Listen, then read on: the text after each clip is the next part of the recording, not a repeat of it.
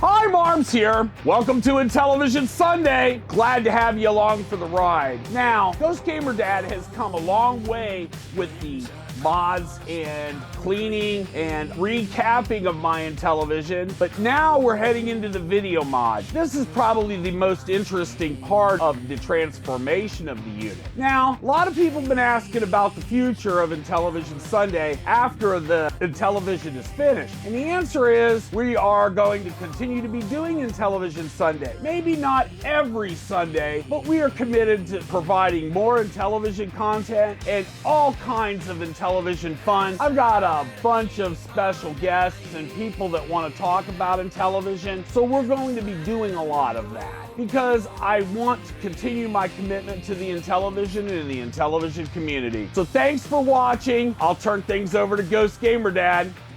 Take the wheel. Hello there, it's GamerGhostDad from GamerGhost. Welcome to the next part of our series. Let's prep the pads next.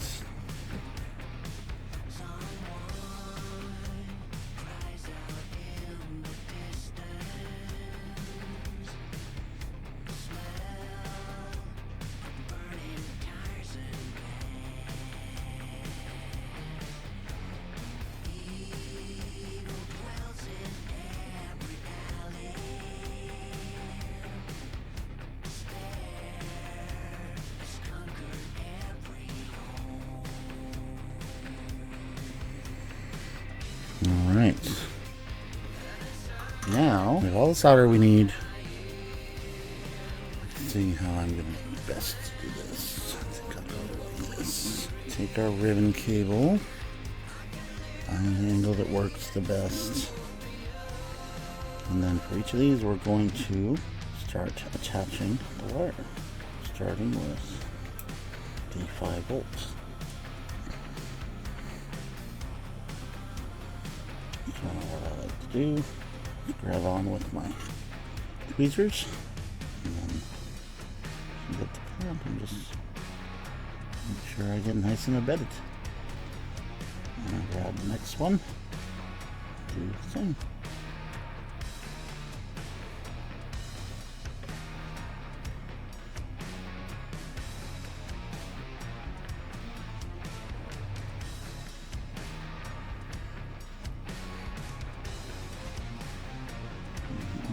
Go ahead and do clock just to get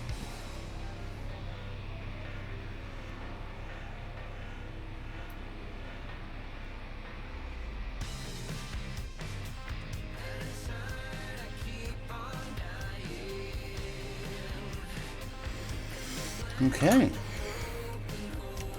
I think that looks pretty good. You just want to give a look, make sure you've got good connections on everything. Now, one thing I like to watch out for are these little tiny strands can touch the others. So you just want to make sure you don't have any of that happening here. It looks pretty good.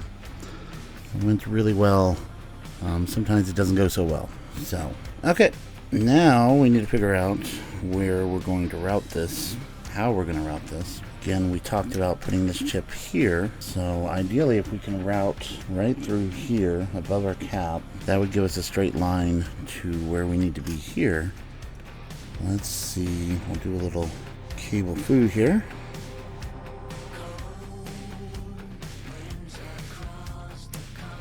Just out this way. Alright, and just like that. I think that'll work. So the important thing is that we don't put too much strain on our cables here. Pull out anything that shouldn't be pulled out. In fact, we might put a little dab of super glue to kind of hold that on, but it looks like it's going to hold pretty well. Alright. So I'm thinking this is going to go right here.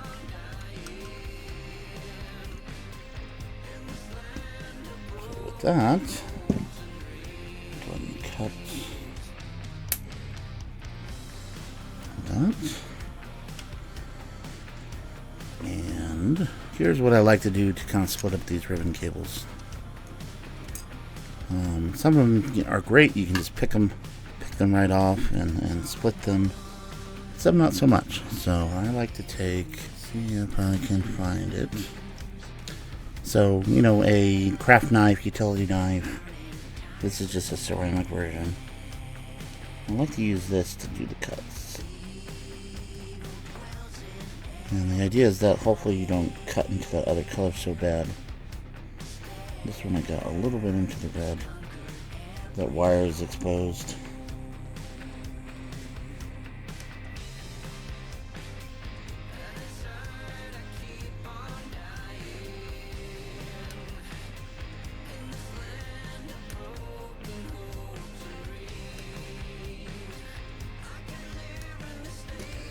Alright.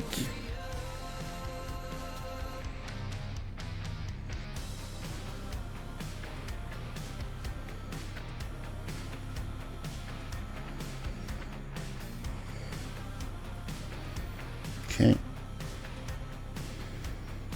Get our cables all laid out here.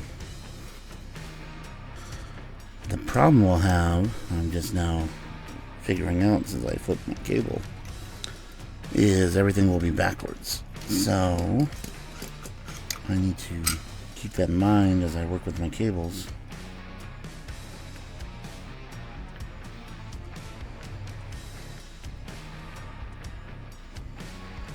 To make sure that everything is okay in there. So let me ponder on that a moment here.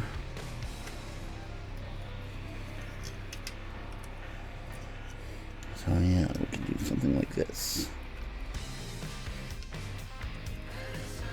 Okay, I think I'm happy with that. We can make that work. Okay. Again, that time. Well, make sure that these all pulled out where I want them to be. And then it's that time again to strip the wires and give them a little 10. And you saw on the, hopefully you saw in the first batch how well and quickly that worked. I mean, it's tedious work, but it just makes everything so much easier to attach.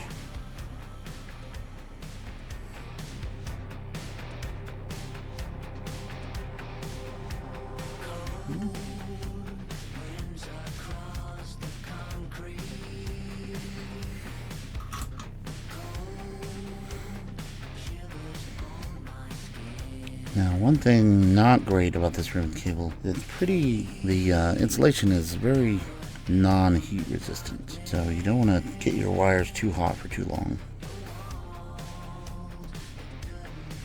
or else everything starts to melt up pretty quick.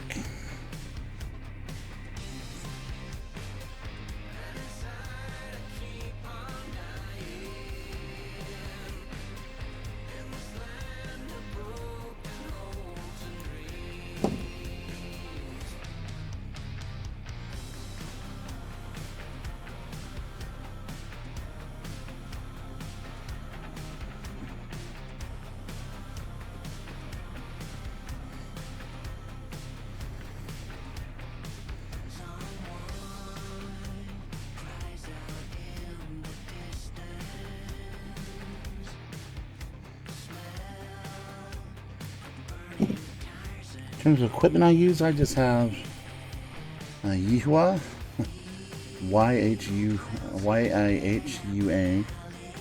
soldering iron and heating station. It's a 99.5D plus.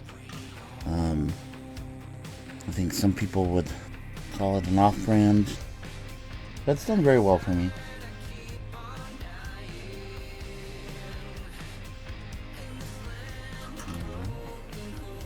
Took a little bit.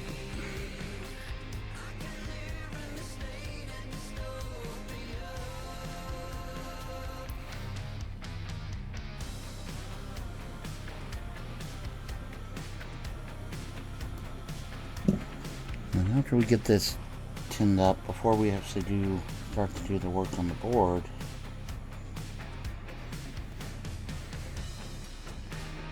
I want to do a few things on the board itself, just to make sure we're all set. So the color chip is kind of an interesting deal, and why it's really quite genius to use it.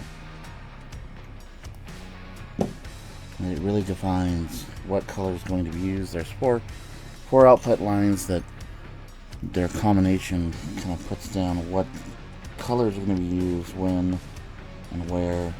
It's so important to have the clock. And by the way, I'm sure everyone has seen these blue silicone mats. They make awesome soldering iron project items. I don't know if you saw there, I had a whole bunch of extra solder. I'm just like, I'm going to just knock that off. They are heat resistant. I mean, I wouldn't be sitting here burning it like crazy.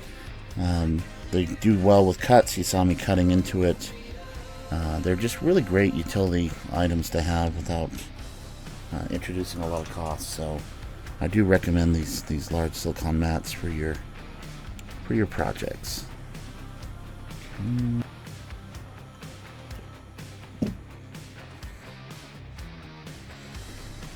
Some of these videos might have to be multiple videos, just for the amount of time it takes.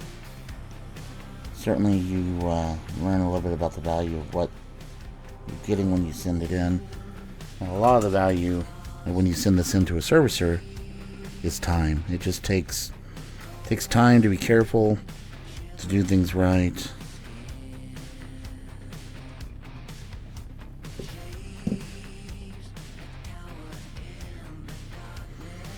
To check things out, to really give you something that you're going to be happy with, that the modder can be proud of at the end of the day. I think we've got everything set up now where we can take a pause before the next video. Thanks for joining, and join us next time on Intellivision Sundays with GamerGhostDad and Marvelous Man.